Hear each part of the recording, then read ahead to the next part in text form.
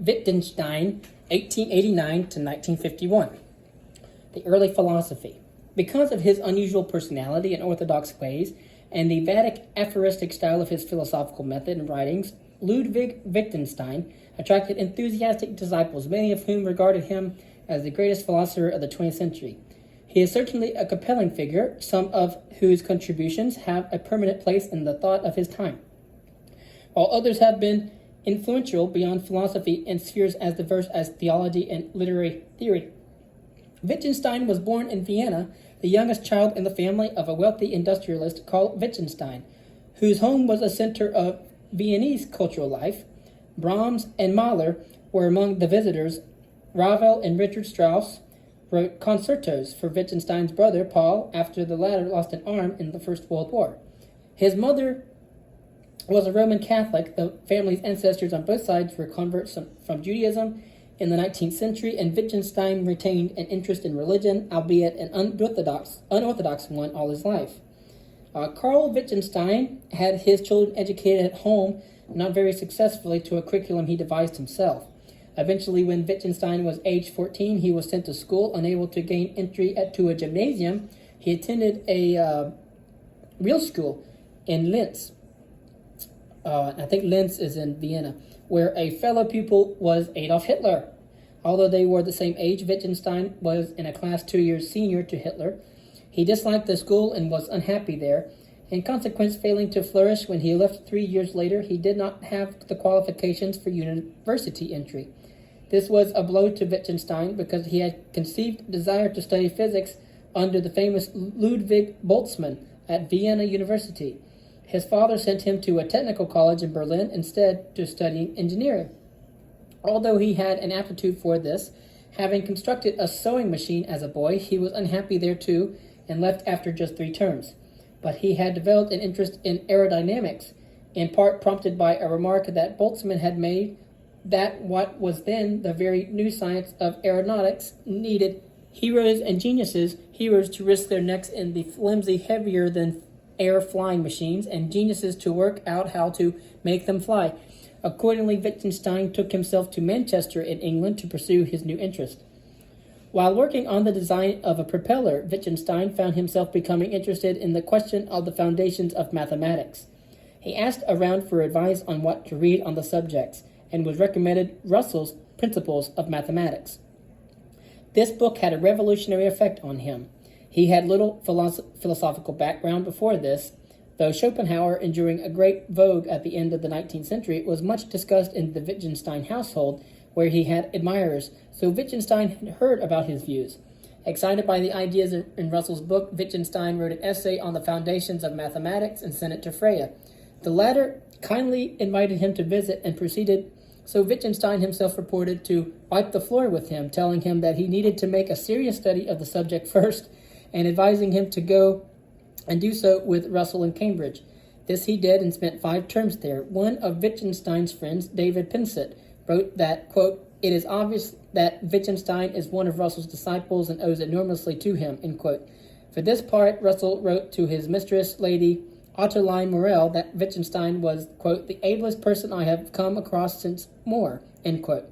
In the year before the outbreak of the First World War, Wittgenstein spent a summer in Norway, devoting himself to the study of logic. He was visited by Moore there, who took notes of some of Wittgenstein's ideas.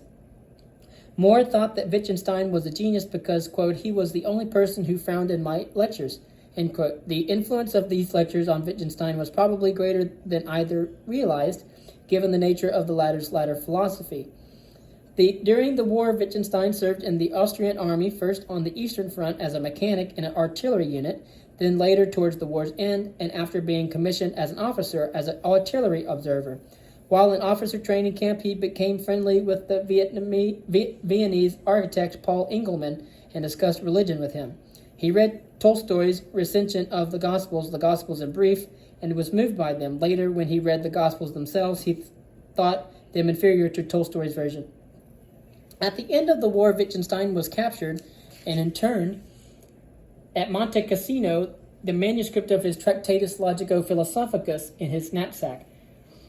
He managed to get letters to Russell, and even through the influence of John Maynard Keynes, a copy of the Tractatus manuscript. He was released in late 1919 and set about trying to get his book published. After much effort, a publisher was found who agreed to bring out the book if Russell would write a foreword to it. When Wittgenstein saw the foreword, he was angry. He said Russell had misunderstood him and misrepresented his views, despite the fact that the two had met in Holland shortly after Wittgenstein was released from prison camp and had gone through the manuscript line by line. The Tractatus was the only book Wittgenstein published in his lifetime.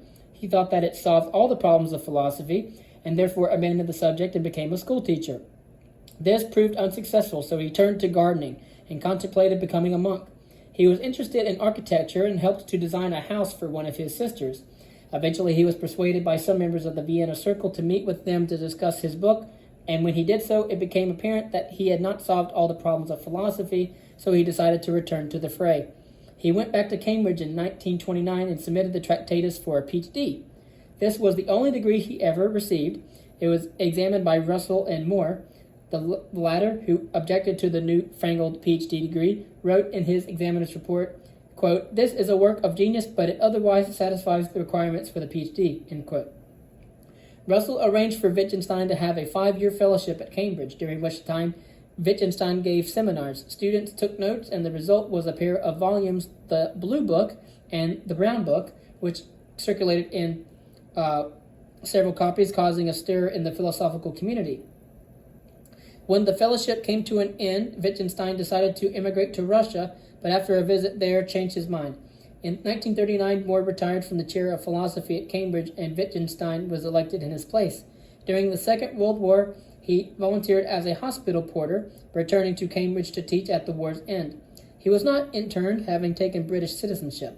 He did not like life as a Don, never dining at high table and avoiding his colleagues, so in 1947 he gave up his professorship and went to Ireland, there continuing to work on the notes that were eventually published as his philosophical investigations. In 1949, he visited America to see his friend and former pupil Norman Malcolm, on his return discovering that he had cancer. He spent his last 2 years living with various friends in Cambridge, dying there in 1951. As might be guessed from this sketch, Wittgenstein was an unsettled individual, a haunted one. Some surmise that it was because of his homosexuality, a persecuted condition in those days about which he might have suffered guilt. He was also an unsettling one, exercising a powerful hold over students who fell under his spell. His reputation began by the admiration of Russell and Moore in his early Cambridge days, confirmed by the difficult and Vedic Tractatus, was amplified to the proportions of a cult by his devoted student Epigenes, who imitated his way of speaking and gesturing and treated philosophy as if it were wholly a matter of understanding, agreeing with and expounding Wittgenstein's views. The spell lasted for a generation after his death, sustained by a series of books made out of his voluminous notes and by a number of influential followers who carried on interpreting his views and applying his methods. Wittgenstein's aim in the Tractatus was very much of its time. It was to show that the problems of philosophy can be solved by understanding how language works, and that we do this latter by understanding what Freya and Russell had sought to identify as the logic of our language. This thought was indeed the key to all his philosophy, both early and late, even though his later philosophy was based on a completely different view of how language works. The problems of philosophy to be solved by understanding the logic of language are the traditional ones of knowledge, mind, existence, reality, truth, and value. The solution to them, in Wittgenstein's view, is achieved not by tackling the problems themselves, but by showing that they are actually non-problems arising from misunderstanding of language. A correct account of how language works, therefore, lays an axe to the root of the problems. The fundamental idea in the Tractatus, acquired from Russell, is that language has an underlying structure, inspection of which shows what can be meaningfully said. For Wittgenstein, what can be said is the same as what can be thought. So once one has shown what can be meaningfully be said, one has shown the limits of thought. Beyond these limits, language and thought are meaningless. It is in this outer zone, he argued, that traditional philosophical problems arise, as the result of trying to say the unsayable and think the unthinkable. At the beginning of the Tractatus, he accordingly writes, "What can be said at all can be said clearly, and what we cannot talk about, we must consign to silence." Likewise, the very last sentence of the Tractatus is the famous remark, "Whereof we cannot speak, thereof we must be silent."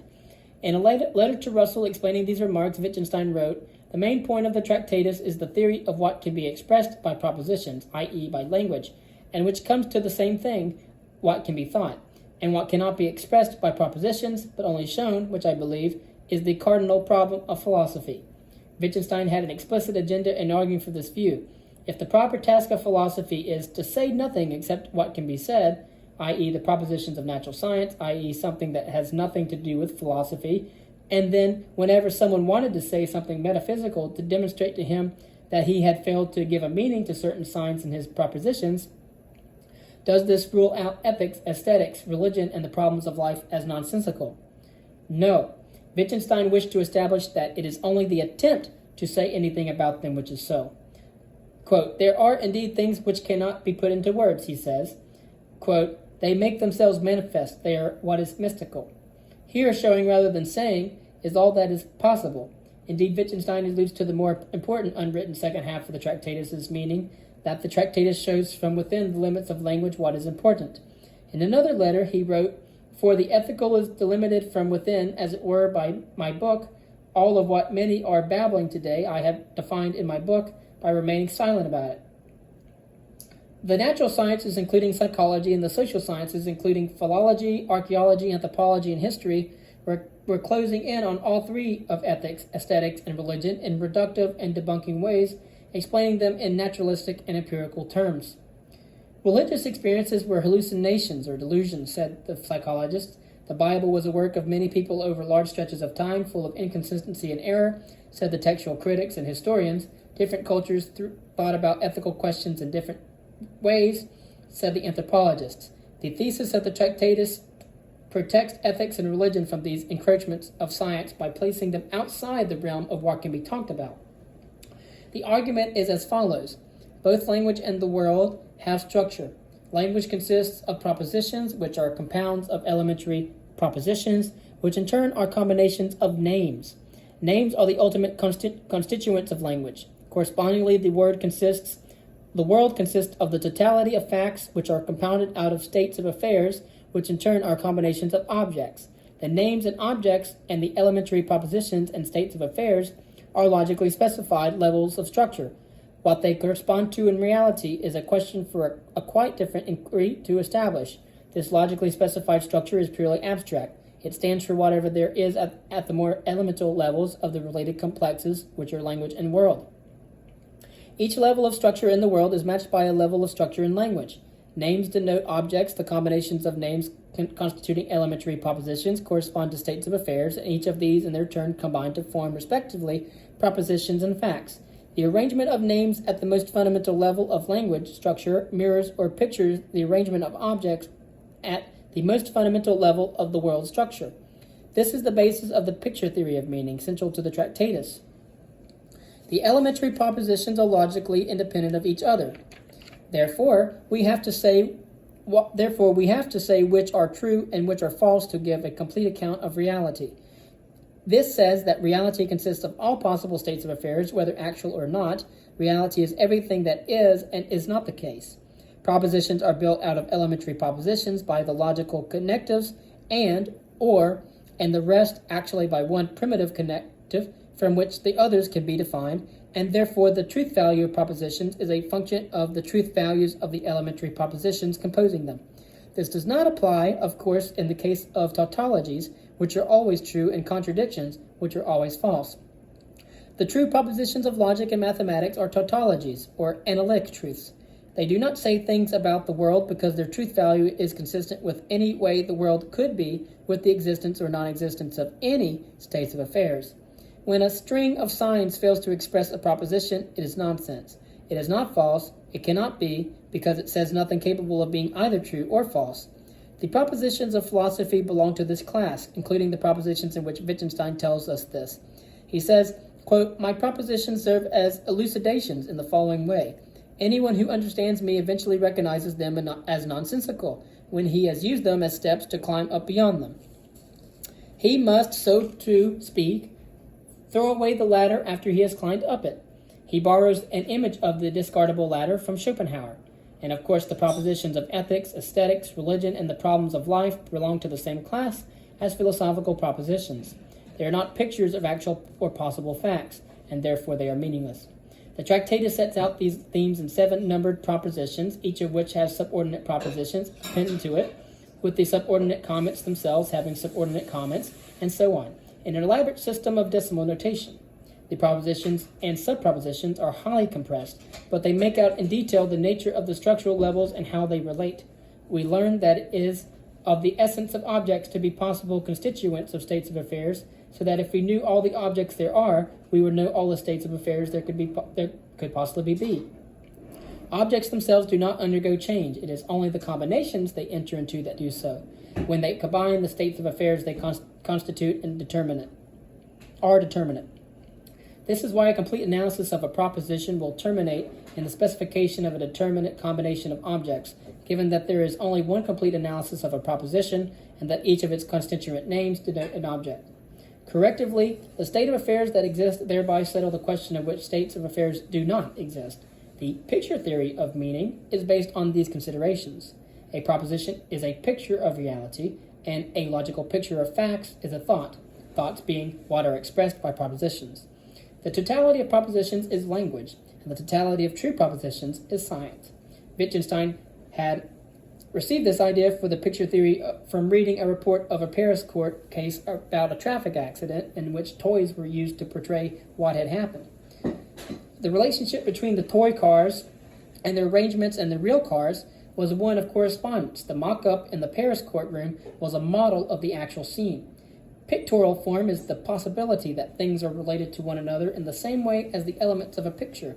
There must be something identical in a picture and what it depicts to enable one to be a picture of the other. He gives an even better analogy later. A gramophone record, the musical idea, the written notes, the sound waves, all stand to one another in the same internal relation of depicting that holds between language and the world. The restriction of meaningful language to propositions that are actual or possible pictures of facts in the world is what makes talk of subjects other than science meaningless, but not, as noted earlier, therefore unimportant in Wittgenstein's view. Nothing can be said about them, and if efforts are made to say something about them, the result will be nonsense. That is the fate of philosophy itself, says Wittgenstein, even on the charitable view that the propositions of philosophy can be viewed as eventually disposable elucidations. This did Wittgenstein attempt to achieve his twin aims of solving all of philosophy's problems by showing philosophy itself to be spurious and protecting what is truly important from the reductive ambitions of science. What he had to say in his own latter philosophy about the success of this mission, we will see later.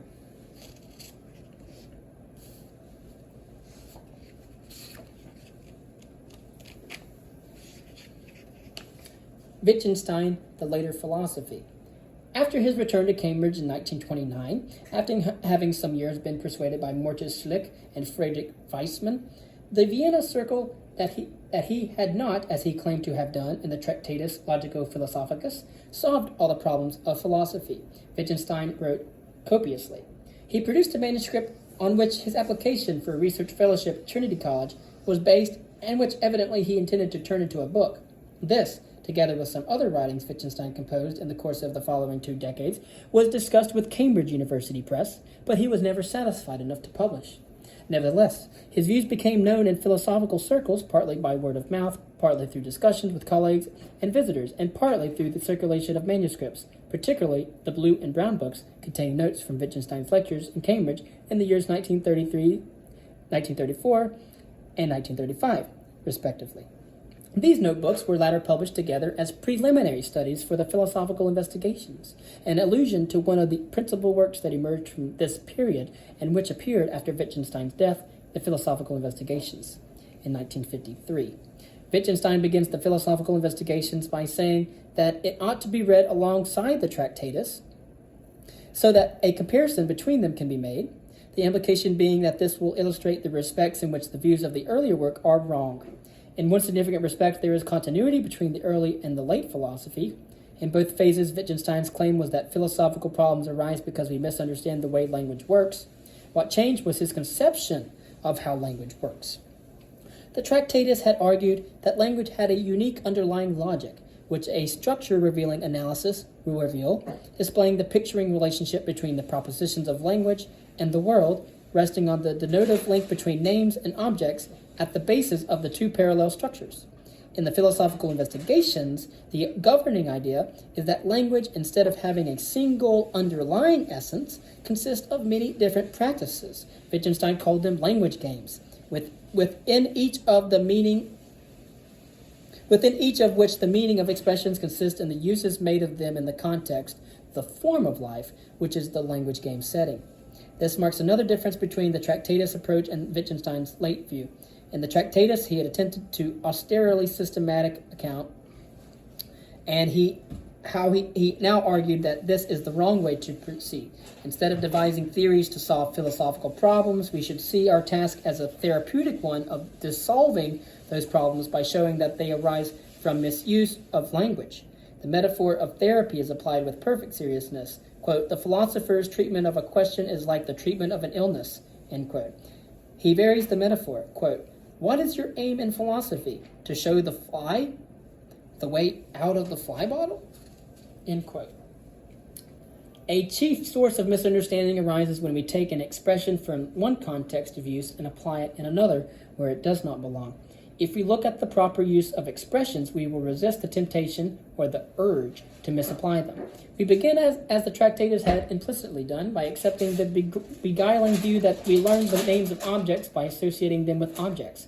Wittgenstein quotes St. Augustine, describing how his elders pointed at things and said their names in order to teach him to speak.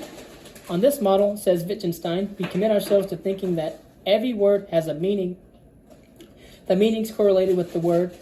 It is the object for which the word stands, and we then proceed to assume that sentences are combinations of names. That is the Tractatus view. It leads us to search for the essence of language as something hidden, the logical form underlying the surface. But in fact, how language works, he now argues, lies open to view. As soon as we look in the right place, we see that language is not one uniform thing, but many different activities. We describe, report, inform, deny, speculate, give commands, ask questions, tell stories, make jokes, sing, greet, curse, pray, reminisce, play act, thank, warn, complain, and much besides. Each of these activities is a language game. The term language game is meant to bring into prominence the fact that the speaking of language is part of an activity or form of life. The allusion to games does not imply something unserious. Wittgenstein is trading on the fact that there is no one thing that is common to all games, no single essence or defining property that makes everything that is a game, and differentiates all games from non-games. Consider the proceedings we call games. I mean board games, card games, ball games, Olympic games, and so on. What is common to them all? Don't say there must be something common, or they would not be all called games. But look and see whether there is anything common to all. For if you look at them, you will not see something that is common to all, but similarities, relationships, and a whole series of them at that. I can think of no better expression to characterize these similarities than family resemblances. For the various resemblances between members of a family, build, features, color of eyes, gait, temperament, etc., overlap and crisscross in the same way. And I shall say, games form a family. In these games, expressions have uses, functions, purposes, offices, roles, employment. Wittgenstein uses all these words to talk about what is done with them. And the general idea is that the meaning of expressions consists in the parts they play in the language games they belong to. This is sometimes described as a use theory of meaning, which oversimplifies it but is not inaccurate, providing one remembers Wittgenstein's insistence that knowing the meaning of an expression is not an inner mental state of understanding, but is a technique. To know the meaning of an expression is to be a master of a technique for following the rules for its use, and the usage rules not just for that particular expression, but of language as such. To be a speaker is, holistically, to be the speaker of a whole language. Wittgenstein insists that the rules followed in following a rule must not be understood as constituting a structure coercively determining in advance what their correct application must produce, as for example in arithmetic the rules of multiplication do. What makes a rule in language is the collective use that speakers of the language make of it. So although the rules guide and provide a measure of correctness for each individual language user, they are not like immutable railway tracks, but instead are a product of the forms of language using life themselves. They record customs or practices. They are like the signposts that guide one on a footpath. what justifies or provides the grounds for them. They do it themselves. Giving grounds comes to an end. The end is our acting, which lies at the bottom of the language game. We acquire the ability to follow the use of expressions by our training as members of our language community. The training occurs in the form of life shared by teachers and learners alike. The shared form of life is the frame of reference and the ground of the practice of speaking the language. A corollary of this is that language is essentially public. There cannot be language known to and spoken only by one speaker. There can be a contingently private language, like the code Samuel Pepys invented to keep secret what he wrote in his diary. But such a code merely disguises a public language. A logically private language could not be learned in the first place, and in any case, if being able to speak a language is having mastery of a rule-following technique, then there has to be a distinction between following a rule and only thinking that one is doing so, and the check on usage can be provided only by others in one's linguistic community. A corollary of the argument in the philosophical investigations is that examining language to guard against philosophy generating misunderstandings leaves everything as it is, that is, does not change anything about how we view the world or ourselves, other than, of course, to liberate us from the temptation to engage in philosophy and therefore, like the fly, to get ourselves trapped in the fly bottle. This might not have been Wittgenstein's final view of the role of philosophy, however. The notes he was working on at the end of his life were edited by Elizabeth Anscombe into a volume entitled Uncertainty. It is the draft of an argument to the effect that we have to have some indubitable beliefs in order for us to be able to do anything at all. It starts from Moore's "here is one hand" argument and sets out the view that discourses depend upon there being some propositions which are immune to question. One may recall this section in my philosophical lectures, the axiomatic concepts of Ayn Rand.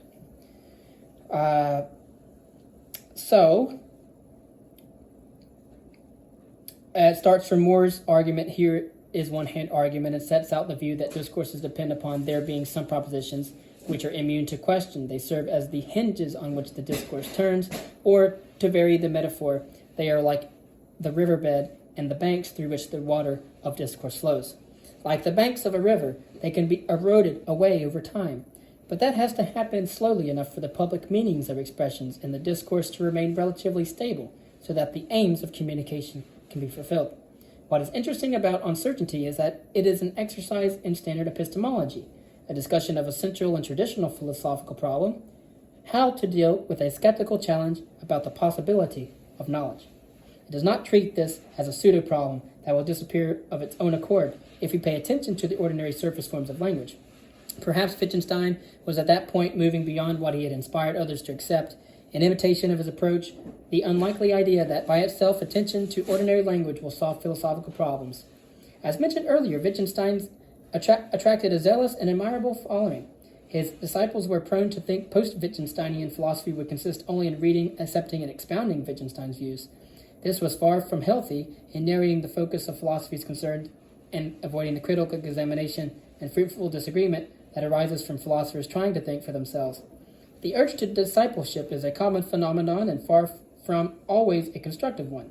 However, a more considered assessment of Wittgenstein's place in the history of philosophy emerged 2 decades or so after his death, and the most valuable aspects of his thought are now better understood. Thank you.